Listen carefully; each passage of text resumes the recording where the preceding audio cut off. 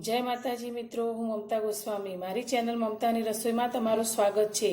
आज आपणे बनावशुं वरसादनी ऋतुमां खावानी मजा पड़े तेवा महेसाणाना प्रख्यात एवा कारेलाना भजिया।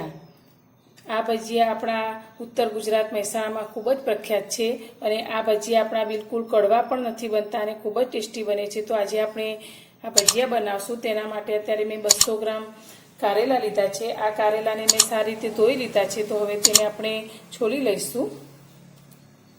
तो आपणे आ कारेलानी छाल बहु वधारे नथी उतारवानी, आपणे आ रीते आछी आछी छालने उतारशुं। आ रीते आपणे बधा ज कारेलाने छोली लईशुं। आ रीते कारेलाने छोली लीधा है। आपणे आ कारेला थोड़ा लांबा लीधा है तो तेने वच्चेथी कट करशुं। जो तमे नानी साइजना लेता हो तो कट करवानी कोई जरूर नथी।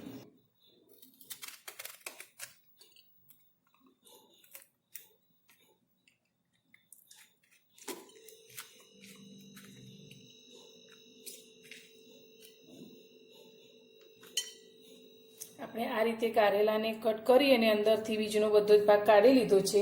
તો અત્યારે મેં મીઠું લીધું છે તો આપણે અંદર આ રીતે ઉપર ને અંદર મીઠું લગાવી લઈશું જેથી કારેલાની કડવાશ બિલકુલ ઓછી થઈ જાય। તો આ રીતે આપણે લગાવશું, ઉપર પણ લગાવી દઈશું। આ રીતે બધા જ કારેલાને આ રીતે આપણે કરી લઈશું।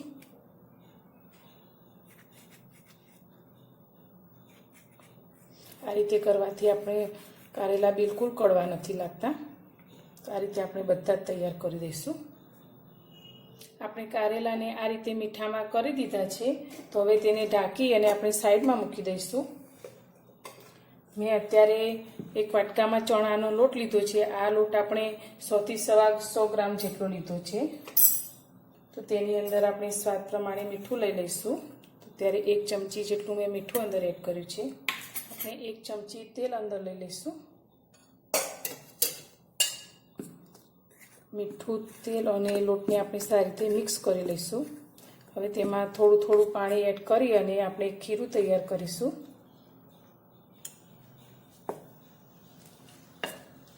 આપણે પાણીને વધારે નથી લેવાનું, પહેલા આપણે આ રીતે મિક્સ કરી લઈશું।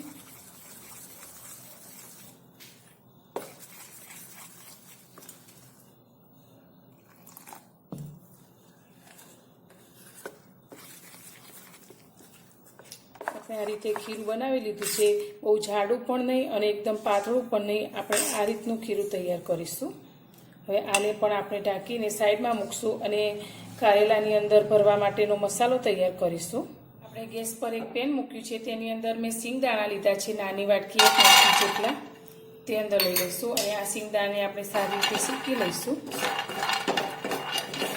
आपणा सींगदाणा काळा न पड़े ते रीते आपणे धीमा गैस पर શેકીશું। सींगदाणा सारी रीते शेकाई गया है तो तेने आपणे एक प्लेट में काढी लईशुं अने ते ज पेन में आपणे थोड़ाक मसाला ने शेकी लईशुं। तो अत्यारे मैं 1 चमची आखा दाणा लीधा है, 1 चमची वरियाળી लीधी है अने साथे 10 नंग जेवा आपणे काळा मरी लीधा है ते अंदर लई लईशुं अने साथे आपणे 1 चमची जीरुं लईशुं ने आने पण आपणे थोड़ुं शेकी लईशुं એટલે આપણો મસાલો એકદમ સરસ રીતે તૈયાર થાય।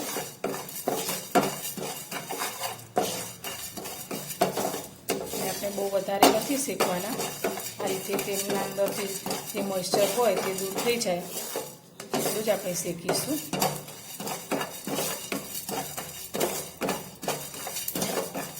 આપણે ગેસ બંધ કરી આને પણ એક પ્લેટમાં કાઢી લઈશું। આ જ પેનમાં આપણે 1 વાટકી ચણાનો લોટ લીધો છે તે અંદર લઈ લઈશું અને તેને પણ સારી રીતે શેકી લઈશું।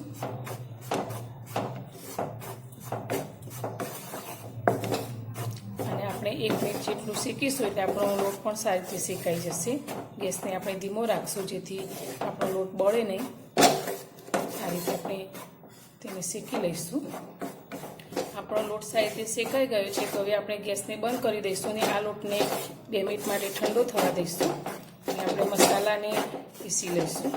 આપણે એક નાનો મિક્સર જાર લઈ લઈશું અને તેની અંદર આપણે જે સિંગદાણા શેકીને રાખ્યા છે તે અંદર લઈ લઈશું અને આપણે જે મસાલાને શેક્યા છે, ધાણા, જીરું, કાળા મરી, વરિયાળી તે પણ આપણે અંદર લઈ લઈશું. સાથે મેં 1 ચમચી ખાંડ લીધી છે, તે પણ આની અંદર એડ કરશું. સાથે 1 ચમચી આપણે તલ લીધા છે, તે લઈશું. 1 ચમચી ગરમ મસાલો લઈશું. સાથે આપણે 1 ચમચી લાલ મરચું પાવડર લઈશું. સાથે અડધી ચમચીથી પણ થોડીક ઓછી એવી આપણે હળદર એડ કરશું. અને સાથે સ્વાદ પ્રમાણે આપણે મીઠું લઈશું, તો 1 ચમચી મીઠું લઈશું. અને મેં અંદર અડધી ચમચીથી પણ થોડી ઓછી હિંગ લીધી છે. આ બધો જ મસાલો આપણે સારી રીતે પીસી લઈશું. આપણો આ મસાલો આ રીતે પીસાઈ ગયો છે. હવે આપણે જે ચણાનો લોટ શેકીને રાખ્યો છે તેની અંદર આ મસાલો લઈ લઈશું. મારી આ ભજીયા બનાવવાની રીત તમને જો સારી લાગે તો મારા વિડીયોને લાઈક જરૂરથી કરજો. બધું જ બરાબર મિક્સ કરી લઈશું. આની અંદર આપણે 1 ચમચી જેટલું તેલ એડ કરશું. અને સાથે મેં 1 લીંબુનો રસ લીધો છે, તે અંદર લઈશું. લીંબુનો રસ તમારી પાસે ન હોય તો તમે આમચૂર પાવડર પણ લઈ શકો. હવે આ બધું જ હાથથી બરાબર મિક્સ કરી લઈશું. આપણો આ મસાલો એકદમ સરસ ટેસ્ટી બને છે અને આનાથી આપણા કારેલાના ભજીયા ખૂબ જ સારા લાગે છે. આપણે કારેલામાં મીઠું નાખીને રાખ્યા હતા, તો એમનું મીઠાનું સારું એવું પાણી થઈ ગયું છે. તો આપણે કારેલાને આ રીતે હાથમાં લઈ અને આ રીતે દબાવશું, જેથી તેનું જે પાણી હશે કડવું તે નીકળી જશે. તો આ રીતે આપણે કાઢી લઈશું પાણી. આ રીતે કરવાથી આપણા કારેલાની કડવાશ એકદમ દૂર થઈ જાય છે. તો આ રીતે બધા જ આપણે નીચોવી લઈશું. આપણે જે મસાલો તૈયાર કર્યો છે તે હવે આપણે આ કારેલાની અંદર ભરી લઈશું. તો આ રીતે અંદર એકદમ દબાવીને આ મસાલો ભરશું.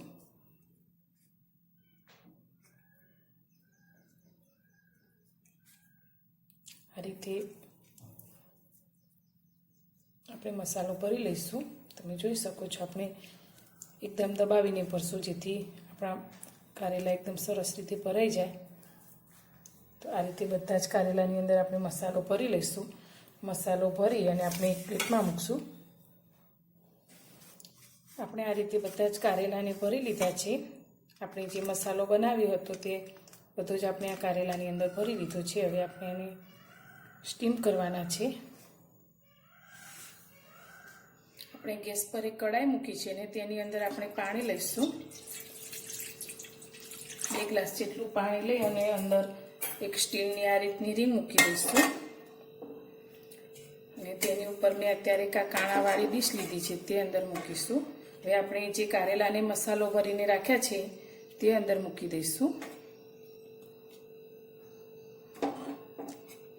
આ રીતે કારેલાને અંદર મૂકી અને આપણે તેને 10 મિનિટ માટે સ્ટીમ કરી લઈશું.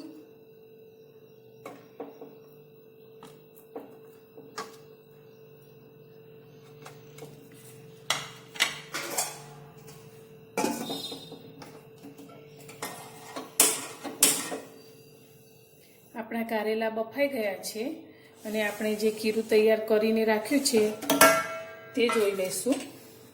આપણું ખીરું આ રીતે સારી રીતે સેટ થઈ ગયું છે. હવે તેની અંદર મેં ખાવાનો સોડા લીધો છે, અડધી ચમચીથી પણ થોડો ઓછો, તે અંદર લઈ લઈશું. બધું બરાબર મિક્સ કરી લઈશું.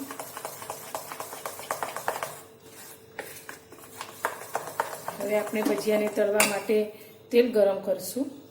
આપણું તેલ ગરમ થઈ ગયું છે, તો આપણે જે કારેલાને મસાલા સાથે બાફીને રાખ્યા છે તે આપણે આ રીતે અંદર લઈશું અને તેને આ ખીરામાં આ રીતે કરી અને આપણે તેલમાં લઈશું.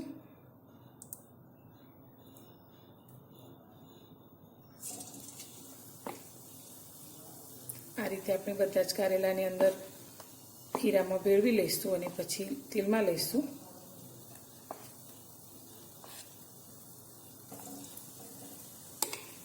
આપણે આ કારેલાના ભજીયા તળતી વખતે એકવાર થોડા કાચા પાકા તળી અને કાઢી લેવાના છે અને પછી ફરી બીજી વાર તળીશું. તો આપણા કારેલા એકદમ સરસ બને છે. આ રીતે આપણે બધા જ કારેલાની અંદર લઈ લઈશું.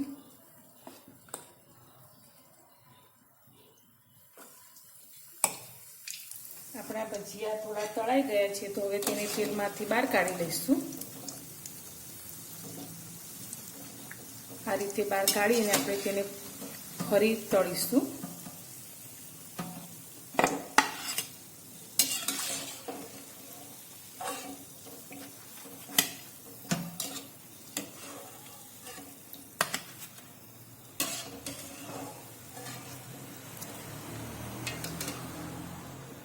તળેલા ભજીયાને આપણે આ રીતે ફરી ખીરાની અંદર લઈ લઈશું અને તેને તેલમાં લઈશું. આ રીતે આપણે જે તળેલા ભજીયા છે તે બધા જ ફરી ખીરામાં લઈશું.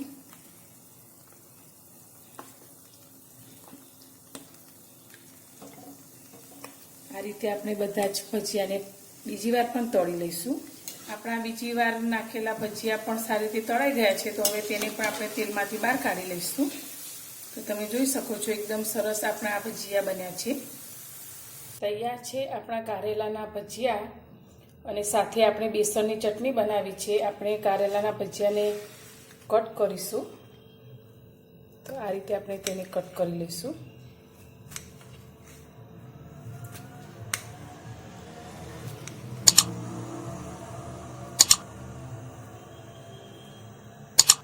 તો આપણા એકદમ પાતળા હોય તે રીતે આપણે આ કટ કરેલા કારેલાના ભજીયા લાગે છે અને ખાવામાં ખૂબ જ ટેસ્ટી ચટણી સાથે.